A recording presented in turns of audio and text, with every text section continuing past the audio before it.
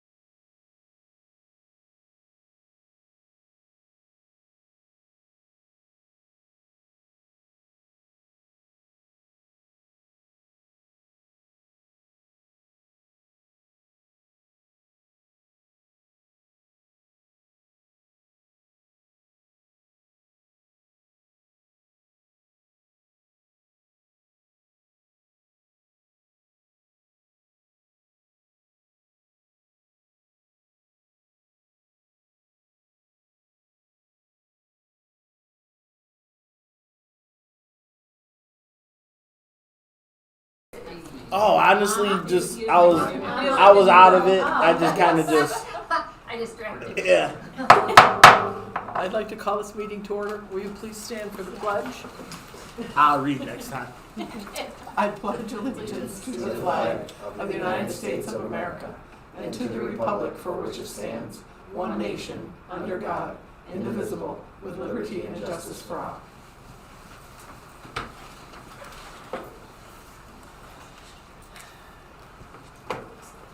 On my agenda, I have public to be heard, and there is none.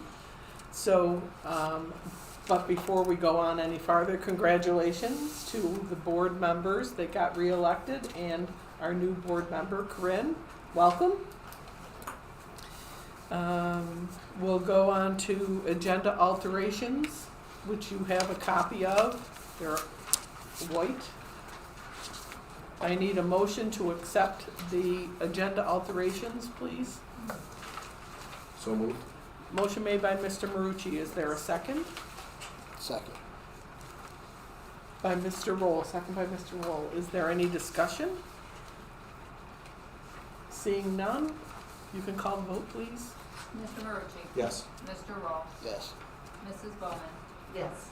Mrs. Lundbeck? Yes. Mrs. Anderson? Yes. Mrs. Bennett? Yes. Next item on the agenda is good news. We have a bit of good news, and I will read what the good news is this time. From Sean Williams, the students of the BMS Jazz Band represented themselves outstandingly at the Music in Our Schools concert last March with the introduction of our new general music teacher, Colin Murtaugh. Crazy Train is and always will be favorite of the BMS Jazz, but at this concert they absolutely excelled in their performance. From David, I'm sorry, I don't know how to pronounce his name. Froese, and Loretta Stratton, the 6th grade class at Batavia Middle School thought up ideas for ways that students of any age could help with taking care of our earth. They created pamphlets with pictures, poems, word searches, etc. They spent a lot of time and creativity on the pamphlets. The pamphlets were delivered to the second grade classes at John Kennedy in honor of Earth Day. And we have copies hanging on the wall if you want a picture. From Karen Shusky, Mrs. Loftus and I are very proud of our 5th and 6th grade mock trial team that has been working very diligently to prepare their case to present at the Genesee County Courthouse in May. There are definitely some future lawyers coming out of Batavia. And from Carrie Ann McBride, the middle school had an amazing book fair. Thank you to all who purchased books, shared the importance of reading with their children, and supported reading in their homes. From Robert Morris, Kelly Marciano wrote, Kimberly Meriton has done a fantastic job with working on the application to start preschool classrooms for special ed students. With her hard work, dedication, and communication with NYSED, our application was submitted to the state. Tricia DeFilippo has been keeping the special ed office afloat while we waited for a great candidate to support the office. Thank you for your work and dedication to our students and staff. Tracy Caswell has joined the special ed office and done an amazing job jumping right in and supporting our staff and students. We're lucky to have you join our team. And Natalie Keller has done an amazing job supporting parents in the CSE meetings and making sure their voices were heard. She has reported on our students in positive ways and focused on what they can do. CSE meetings with Natalie were such a celebration of our students. Thank you for your dedication to our students and families. And also from Julia Rogers, a huge shout out to Tino Zinni for his help, especially when the Food Link truck arrives with food for our pantry. His help unloading the items have been appreciated. Thank you to our interns, Maddie Swaitohi and Evan Wagstaff. They have been amazing to work with and have developed many caring, supportive relationships with our families. We will miss them and know wherever they land, they will be successful. We appreciate all you have done for us. And Julie Wazalewski has been instrumental in developing a safe space for families to get assistance, be heard, and to break down barriers that they face. She is designing the community closet to be a resource for all Batavia students and families. Thank you to Julie for your compassionate way and generous heart. So that's our good news for today, and thank you very much for your submissions. The next item on the agenda is presentations. Batavia City School Public understand that. Batavia City School Public Relations Year in Review, ESB Media.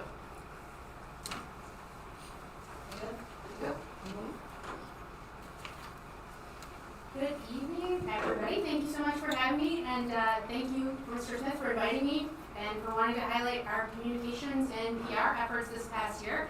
My name is Emily Benedict, and I'm the ESB of ESB Media, and I'm looking forward to discussing our communications and PR year in review. So just for those of you that might not know about me, I've been working with the Batavia City School District for the last year. A little bit about my history. I'm a proud Batavia graduate, class of 2002. Let's disregard that was exactly 20 years ago. I'm also a graduate of Geneseo, and I have my master's degree in strategic public relations from the University of Southern California.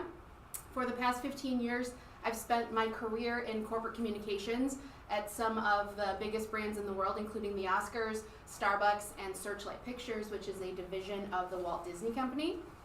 And how did I get from Los Angeles back to Batavia? In early 2020, I started my own agency, my own business, and I've been working with brands and organizations across the country on communications, public relations, branding, and I was sought out by your former superintendent to speak to you all, speak to the district about being a communications consultant, more of an in-house communications person.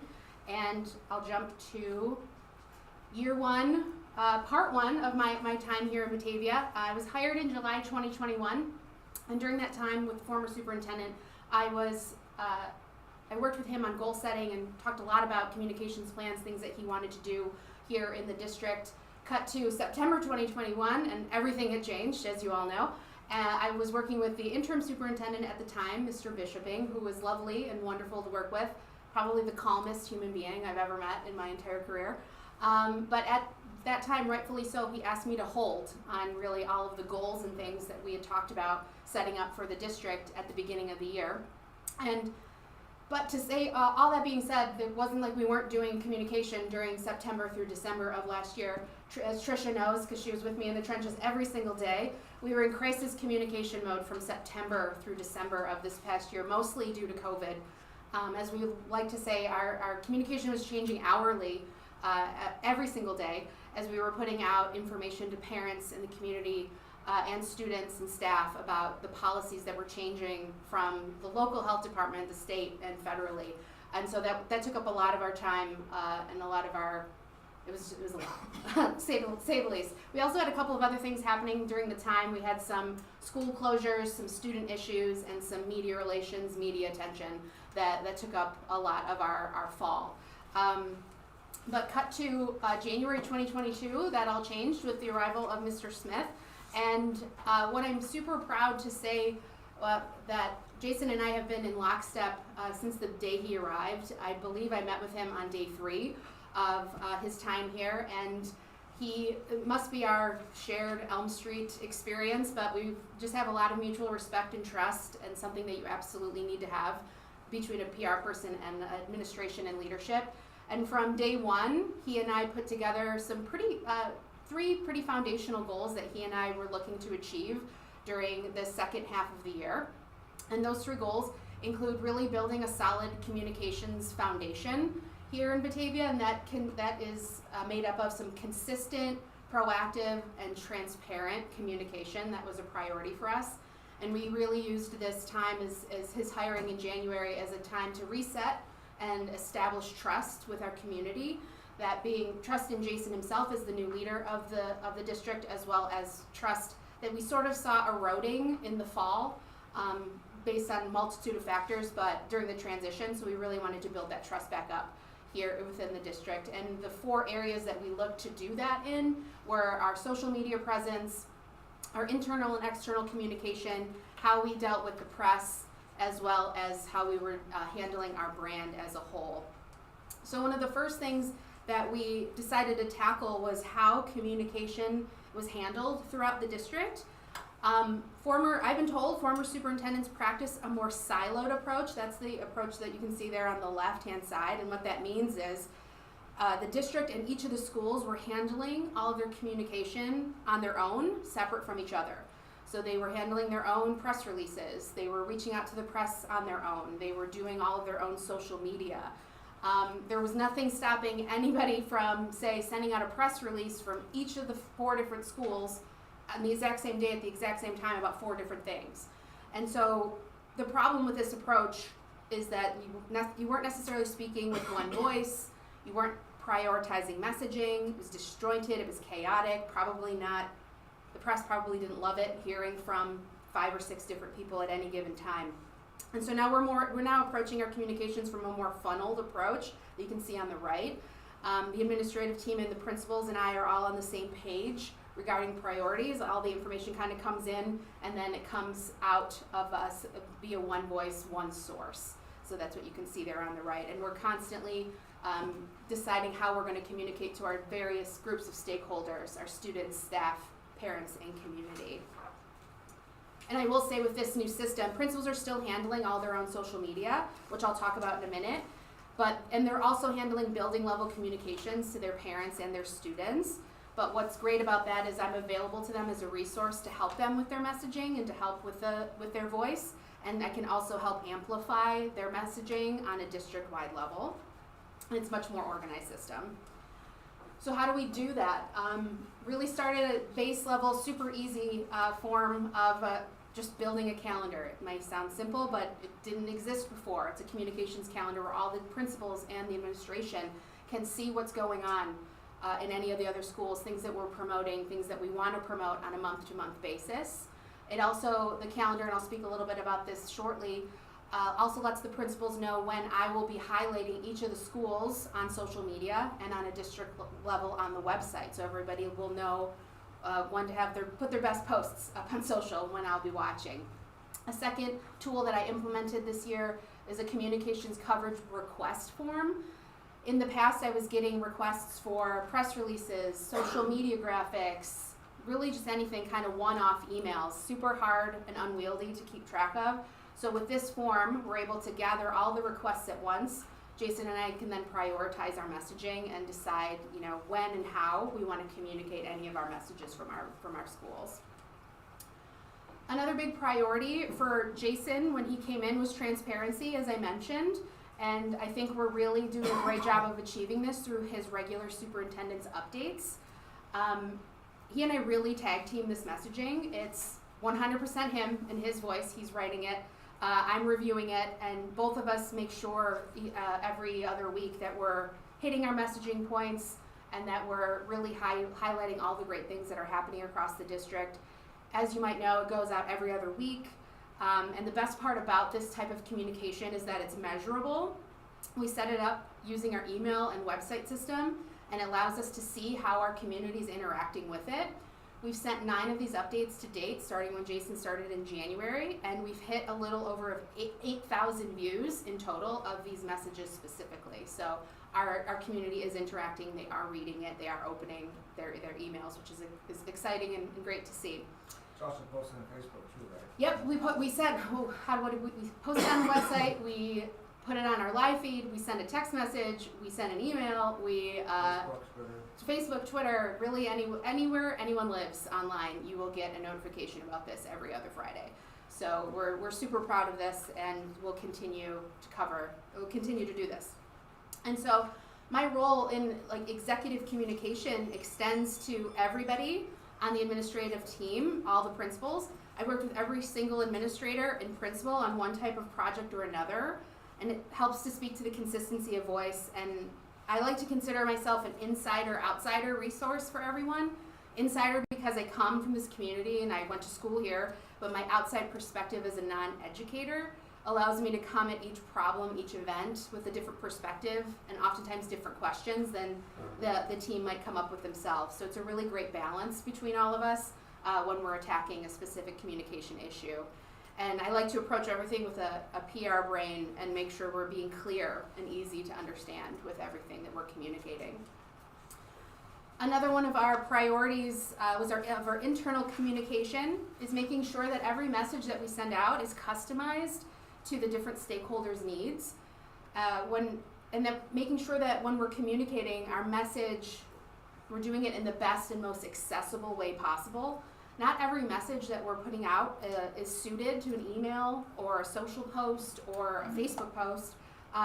You have to approach each event individually and differently. A great example is our virtual community forum that we held in early January, just about 10 days after Jason started, which seems insane now that I look at it.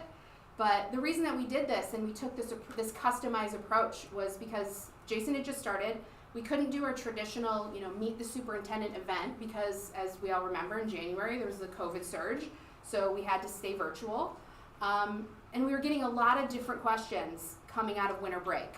We were getting COVID questions, we were getting school safety questions, we were getting general questions about each building and about Jason himself. So it really didn't suit itself to an email or a website post, a blog post that no one would really want to read. So we came up with the idea to hold this community forum and have an opportunity at this time to not just show Jason, but also highlight all the building principals. Because we thought that if your child, say you're in a bubble of your kids in Jackson or John Kennedy, you might not know the other principals. You might not know, what their story is or what they're about. So this was a great time to get some face time for our principals and our school resource officer, Officer Stevens, so people can get more recognizable with her who's around the building.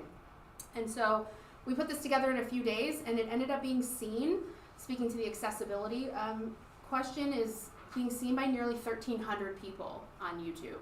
And it's still available on our YouTube channel. Anyone can watch it, so you didn't have to be with us live in order to view it. So that was a really positive way of some custom communication strategy. Another thing Jason and I talk a lot about is how we speak to our community, our Batavia community at large. And the newsletter has been our great resource to do that. It has been dormant up until this second half of this year. I believe the last issue they put out was the graduation issue last year. So Jason and I decided to rebrand it and relaunch it. Our first issue was in March, and our second issue, which was all about the budget, came out late April, early May. And it's important to us to be able to speak to the entire Batavia community. Not everyone here in town is on Facebook. Not everyone even has the internet. Or goes on our webpage, or is a parent in the district. So it's our responsibility to share the news of our district to all of our Batavia taxpayers and everyone in town. And the printed newsletter is the best way to do that. And so each issue reaches 11,300 homes in the community via the Penny Saver, and that comes out. We're going to do that a couple of times a year. We'll probably have one more issue this school year. And we've gotten, Jason can speak to this, gotten really great feedback on the 2 issues that we've put out so far, specifically from people that don't have children in the district, older community members who are really excited to see what we're doing. So that's the purpose behind that type of communication. One of probably the biggest priority that both Jason and I had in early January was to relaunch our social media. And the reason that this was such a big priority is we have nearly 4,000 followers on our Facebook page alone. And for many of our families and community members, this is our social media, specifically our Facebook page, is their primary source of news about the district. And so to achieve our goal of consistent, proactive communication, I instituted a social media calendar to ensure that we're curating great stories coming out of the district every single day. So Mondays is always Batavia High School Day. Tuesday is BMS. Wednesday is JK, Jackson, and so on. So every single week you're going to see a post coming out of one of those schools, because it's really easy to take the high school, for example. They have a lot of news coming out of the high school because of the sports teams and events. So it'd be easy to just focus on high school news, but it's very important that we see posts from every single school and across the district. And these are and it's led to some amazing engagement with our posts. And these are 3 really great, diverse examples of high engaging posts that we've done in the last few months. The first one, it's probably our most popular post to date. Don't tell him because he'll get a big head about it. Announcing Mr. Corzelius as principal of Batavia Middle School. The one below is our indoor track team winning a big meet earlier this season. And then the third is a fun interaction with Jason and one of our kiddos at Jackson Primary. And I just wanted to quickly highlight how one social post can demonstrate the power of the BCSD community. Our community our digital community, I should say, our social community, is not just people that live in Batavia or that have students in the district. It's so much bigger than any of us, I think, even know. It's built up of alumni, former residents of Batavia, neighboring communities, along with all the others, parents, all of us. And here's a great example of just how one post travels across our online community. This post here we put out last week congratulating the high school on being named one of the best high schools by U.S. News and World Report. And just quick stats about it, it had 252 reactions, 39 comments, and 29 shares. And on the right is a pullout of one of those shares specifically, and it shows just how far this post has gone. It was posted by a woman who was proud to be a class of 1983. And then underneath is 2 of my favorite things, 2 corresponding replies about this post. The first saying that Batavia was the place that her teachers taught her how to speak English when she came to America. And the second, another alumni post talking about how proud she was of Batavia and that she's known Batavia was great even before we got any of the awards. And so it gets you super choked up personally as a social media person, seeing this kind of interaction. We would never know these stories. We would never know anything about this without a social media post. So this is just one small look at what's going on behind the scenes with our social media, and the power of it cannot be overstated. It's truly unmatched, honestly. Hopping over to how we're handling press and media relations, just very basically, we're systematizing how we're dealing with the press. It's basically, instead of all the principals doing their own press releases, it's all going through me at this time, writing them, creating the template of how it goes out. So it's one source of information. It's in our Batavia voice that's written in proper press release formats, and instead of the countless sources that our press was receiving before.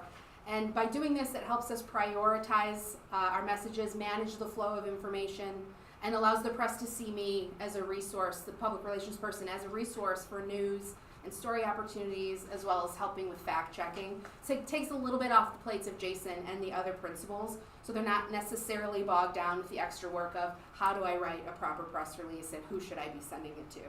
So we sent out approximately 30 press releases this school year, which is about one a week. So we have a lot of great stories coming out, and this is just an example of how it goes from press release on the left and then how that gets translated to a news story by one of our news partners on the right.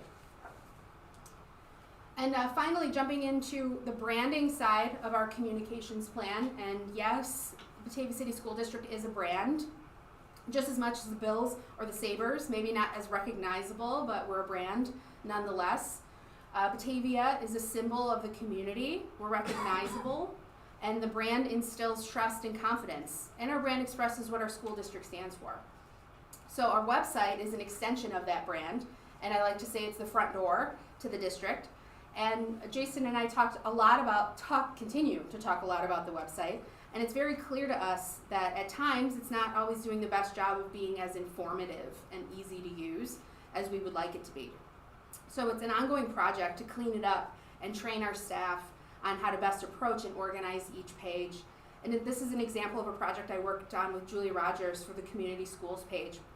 There's so much it's how it was then and how it looks now. The page on the left, there's so much great information that Julia was giving to the community, all these different resources that she was able to provide, but as you can see, not necessarily easy to read or follow. So with just a few simple minimal graphics and organizing principles, we went from that to the page there on the right, which is much easier to navigate, much more user-friendly, which is a priority for us.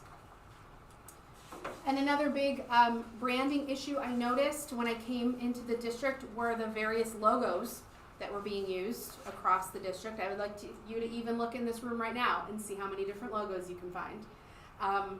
This is in no way, shape, or form to diminish any of the work anyone's done. I'm not surprised that this has happened, but at one point I counted 17 different logos being used, not to mention just as many shades of blue being used.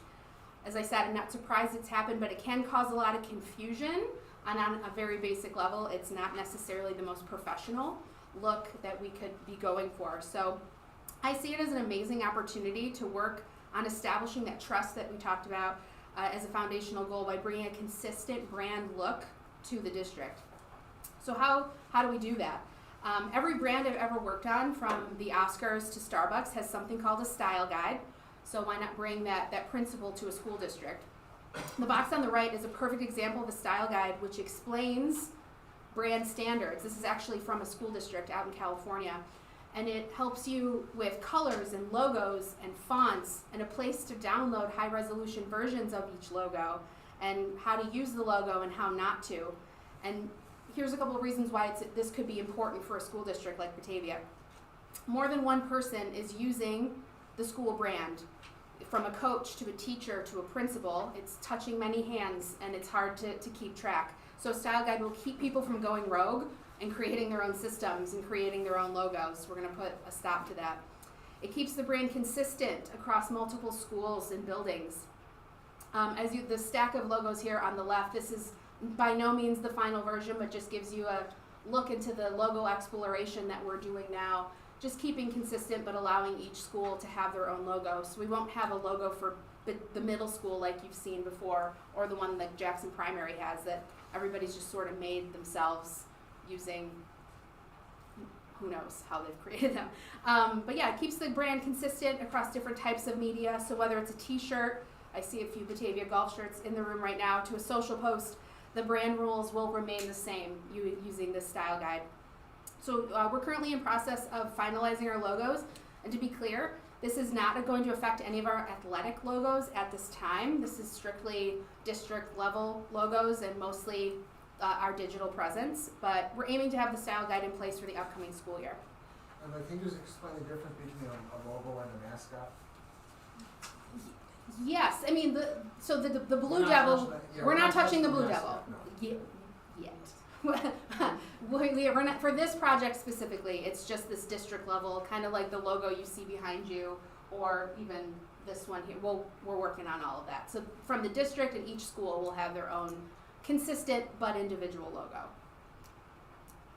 So we're at the end of year one. I'm very much looking forward to year two, building on our goals from last year. But here are a few opportunities that I see for us in year two. Being even more proactive with our storytelling, planning out key dates in advance, and diving into the priorities for each building and district-wide, which will allow us to tell more deeper and meaningful stories. I want to empower our staff to speak with our voice, using templates and guides to help them on social media, using with their own materials, so people aren't creating everything from scratch. I want to make the lives of the everyday teacher, building principal easier, so they're not just creating materials out of nowhere and using their time for their students and their building. I also want to continue to enhance our brand and bring that level of professionalism to the Batavia brand across all of our properties. I also want to expand our storytelling and dive deeper into the heart and soul of our Batavia community and tell those stories in new and interesting ways, including video, interviews, and social posts. And I want to continue to build relationships with our administrative team, the press, and staff to help me uncover all the great stories here in Batavia. I know that they're there. Every time I walk out of each school and every meeting that I'm in, I'm floored by the stories that I've heard or the people that I've met. I just find myself just saying how smart everyone is here and how committed everyone is here, and I want those stories, I want that feeling to be translated out into the public, into the community. And so, like I said, I see so much opportunity here. We're just getting started. Can't wait to see what we're going to achieve in year two. I want to thank you for the opportunity to go through all of this. I'm happy to answer any questions that you might have. I know that was a lot of information that I threw at you, but thank you so much for having me, and yeah, happy to answer any questions. I have a question. Go ahead. I even wrote it down. What do you do with negative comments on social media? Negative comments come with the territory. We all, as I'm sure you all have seen, you just have to develop thick skin. I see negative comments as just another level of engagement. I personally see them as a chance to see the other side of things. I don't want to just be a yes person that everything that you do is great. With a lot of negative comments, it's an opportunity to look at the messaging and see if we can be more clear about something or explain something different. We can address it that way.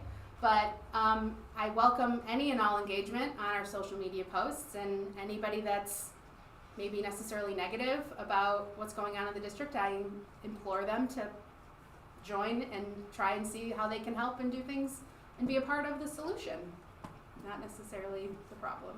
So. Okay. So are you replying to comments, questions on our social media or no? No, not to the negative one unless it's specifically. Yeah. Yeah, if there's a question like, where's this taking place? Yep. Absolutely. Okay.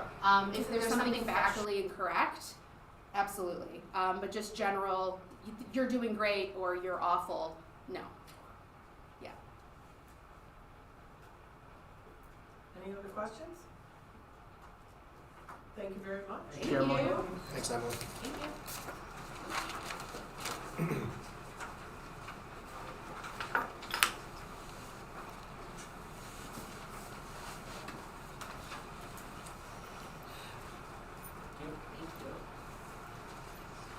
Thank you very much. Thank you. Next item on the agenda is reports, and the first one is financial summary report, Mr. Scott Rosansky. All right. If you turn to page 58 in your packet, we're going to look at March 2022 versus March 2021. The first item is revenues, and through March this year, change of just about $3 million, $2,990,000, or 7.88% compared to March of last year. The same items that we've been talking about all year long that I've highlighted. The first item is the real property tax items. That's our tax penalties and pilots. And for pilots, those are businesses that come into the district and they get a tax break for the first, usually 10 years. First couple of years, they're at 0%, and then 20% of assessed value that we bill them for. And eventually, after 10 years, they get on the tax roll, increase the assessments, and that helps lower the tax rate once they get on the tax roll. It's an increase of almost $123,000 at this point in time, or 15.5%. We had some changes from last year in terms of movement along that scale. One thing that we projected a year ago was a higher tax rate, not knowing how much the assessments were going to affect the tax rate that we can charge. So we are going to be under budget this year by just under $100,000 in this category, just because the tax rate dropped so much last year. We didn't factor that in. On to the next line item, the non-property tax items. This is a utility tax that's been in the district since the 1960s. Is when it dates back to. I guess the public at that point in time voted to have a utility tax in lieu of a sales tax. So we are trending similar to the 10-year average. We're about 1% higher through the month of March is our 10-year average, but compared to last year, we're $72,000 ahead of last year. And so we should be able to make up some of the deficit from the previous account in this account. So projected total for this year, if we keep projecting, we should be around $725,000. We have $675 budgeted. The sale of property, this relates back to the fall. The district sold a couple pieces of trucks, equipment, and we sold a 2006 Hyundai loader and a John Deere tractor, and we're replacing that with one larger Kubota tractor. So this represents the sales of that. That's up $88,000 compared to last year. And the big item on that's changed the most is state and federal aid. It's a $2.7 million increase from March of 22 versus March of 23, or 16.61%. Last year, we did get some stimulus funds, but they were a little bit later on in the year. The last round of stimulus funds was approved federally in March of 2021. So that started more so for this school year, the CRISA funds and the ESSER 3. So those funds are impacting the full school year this year versus only a partial school year last year. Just to be clear, those funds that Scott mentioned, Those are federal funds, so you had asked me about that. So the ESSER is a shorthand for the federal funds that we received, and CRIS is another shorthand for the federal funds. Correct. And just real quick, in terms of funds that we have received, it's off a month, but I looked at through April. We were about $1.5 million in those federal funds received to date through April. Again, I should have checked March, since we're talking about March report, but that's how much extra federal funds have come in this year. commonly known as COVID funds. On the expense side, overall, we're an increase of $895,000 or 3.12%. Payroll has decreased in expense by $970,000, and a big majority of this is the federal funds, since we are showing federal, we're getting the federal money. That is also coming in. Part of that is going into the grants in our federal special aid fund, not general fund. So our general fund expense, not for all of them, but it is a decrease. Payroll, as I reported earlier this year, we did an accounting entry in the month of September, October, where we reversed our accrued expenditures from the prior year. It was $618,000, so that also lowered our payroll for the year. That's a timing thing. As we move forward into next year, eventually it will be apples to apples about September or October timeframe, so we won't have that adjustment to account for. So when you add back the salaries and payroll that had been charged to the grants, and also the accounting accrual change, adjusted payroll would have been an increase of $1,073,000, or just under 7% compared to last year. And that payroll is reflected throughout all these accounts. And then the other major increase, again reflected through all these accounts, is our BOCES expenditures. We're just over $1 million increase, or 29% compared to March of last year. And this is an increase in our technology purchases. We purchased a lot of technology earlier because of supply chain issues. We wanted to make sure we got it in as soon as we could, versus usually we used to wait to April, May timeframe, so it would be here for the beginning of the school year.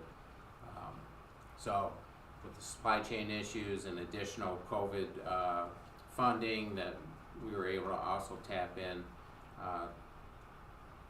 for technology purchases, and then some remote instruction that's running through BOCES for our secondary schools. Our expenditures are a lot higher this year, earlier than what they have been in the past. Now the items that are highlighted, teaching, this is primarily both those. It's a decrease of $120,000. Now our teaching accounts haven't gone, we haven't decreased that, it's just being funded. Most of this is being funded through the stimulus funds, so that those salaries and expenditures have shifted over to there. The instructional media is up 443. This is primarily the BOCES technology that we purchased earlier. And then transportation's up 251,000, or 35%. Last year, if you recall, we were hybrid for 3/4 of the year. Also during the month of December, we only had, I think it was 4 days of service last year. And this year, we had a full month of December. So with the change in rates that the bus companies increase, our contract increases each year, plus those factors where last year was a lot less service, that's trending where we think it should be at this point in time. And then the last item I have is employee benefits. It's only an increase of $162,000, or 2.7%. It's important to note that the health insurance increase was 7% last year, but overall the health insurance is 2.76%, and that's a result of increased employee contributions, and then also changes in staff. When new staff come on, they're on a cheaper plan. It's an adequate plan, but not the high Cadillac plan, and so that saves in our premium. So I'd be happy to answer any questions. Any questions? No? Thank you very much.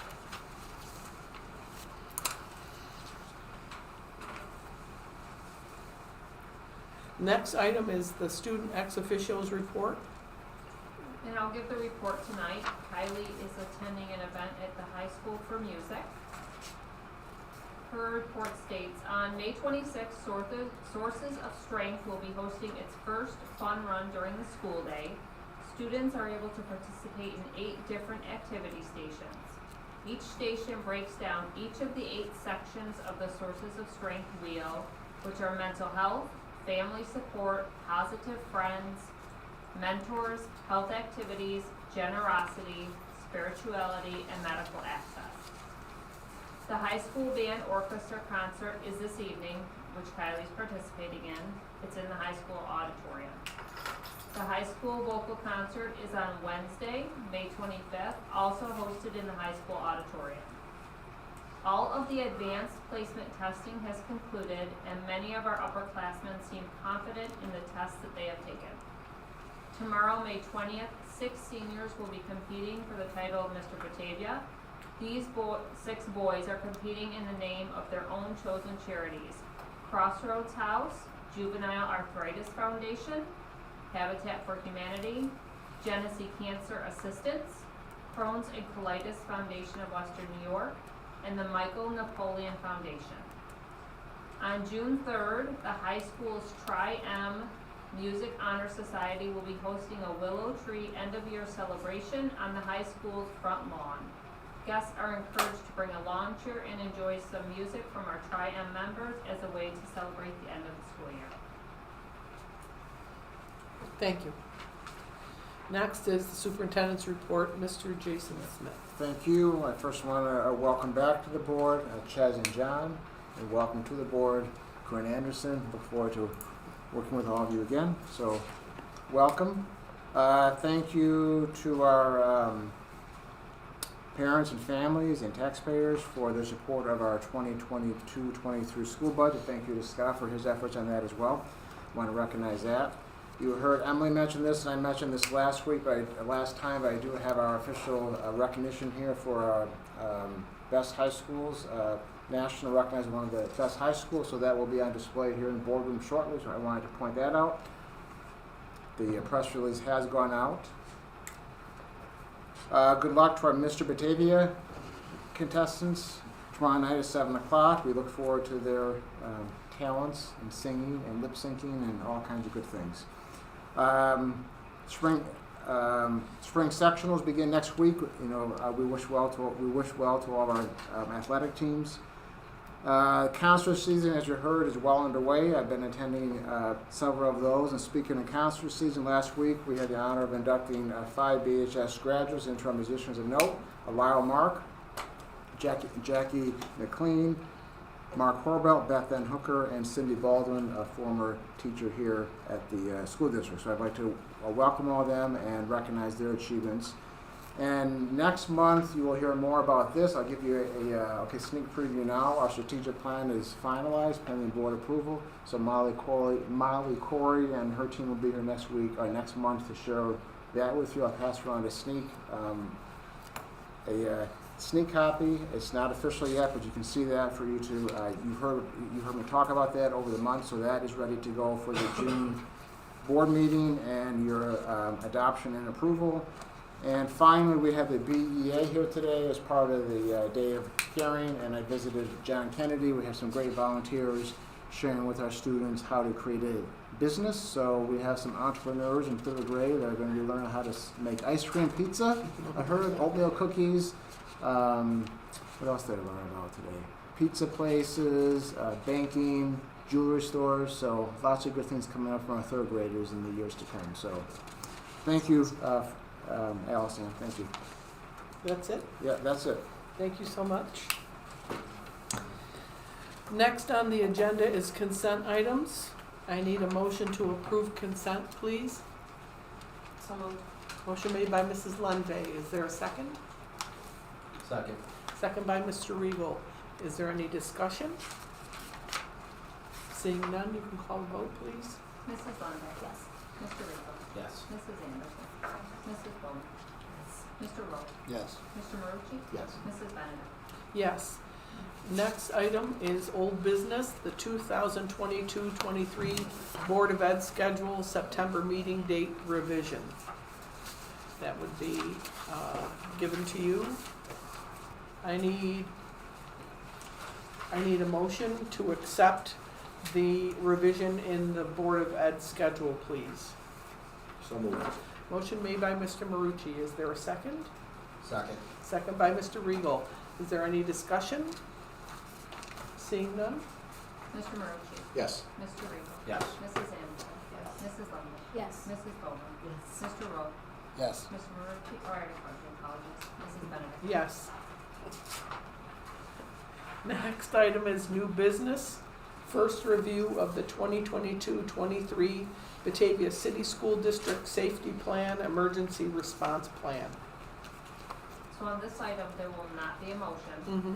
but we will have a public hearing in June, Okay, and this will be posted on our website. And then there'll be a second read after the public comment period, after the public hearing, which the board then needs to take action on that, which then needs to be submitted to the state in the late summer, early fall. So we are ahead of the game on this, so there'll be a second reading probably in June and July. okay, thank you. Other reports, does anyone else have anything they would like to report? Seeing none, I need a motion to go into executive session to discuss matters relating to the medical, financial, credit, or employment history, or a particular person or corporation, or matters leading to appointment, employment, promotion, demotion, discipline, suspension, dismissal, or removal of particular persons or corporation. So moved. Thank you. That was Mr. Riegel. Second, Second. Mrs. Lendeck. Is there any discussion? Seeing none? Mr. Riegel. Yes. Mrs. Lundey. Yes. Mrs. Anderson. Yes. Mrs. Bowman. Mr. Roll. Yes. Mr. Marucci. Yes. Mrs. Benedict. Yes. We'll now go into executive session.